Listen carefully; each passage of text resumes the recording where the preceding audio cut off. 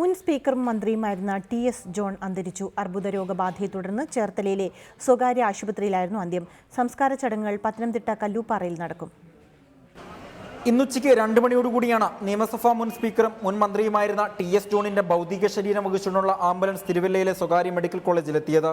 നൂറുകണക്കിന് പാർട്ടി പ്രവർത്തകരാണ് ടി.എസ്. ജോണിന്റെ ഭൗതിക ശരീരം അവസാന നോക്ക് കാണാൻ ആശുപത്രിയിൽ തടിച്ചുകൂടിയത്.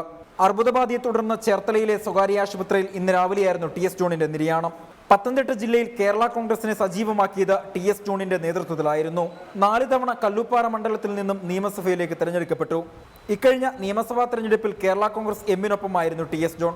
രാഷ്ട്രീയത്തിൽ ശോഭിച്ച ടി.എസ്. ജോൺ വ്യക്തിജീവിതത്തിൽ ഏറെ ദുരന്തങ്ങളായിരുന്നു നേരിടേണ്ടി വന്നത്. 2009 ഭാര്യ ഏലിയമ്മയുടെ മരണം ടി.എസ്. ജോണിനെ മാനസികമായി ഏറെ തളർത്തിയിരുന്നു. കർമ്മപഥത്തിൽ നിരവധി നേട്ടങ്ങളാണ് കൈവരിക്കാനായത്. മല്ലപ്പള്ളി താലൂക്ക് രൂപീകരണത്തിനായി പ്രധാന പങ്ക് വഹിച്ചത് ടി.എസ്. ജോൺ ആയിരുന്നു. അടുത്ത ബന്ധുക്കളും പാർട്ടി പ്രവർത്തകരും മൃതദേഹത്തെ അനുഗമിച്ചു.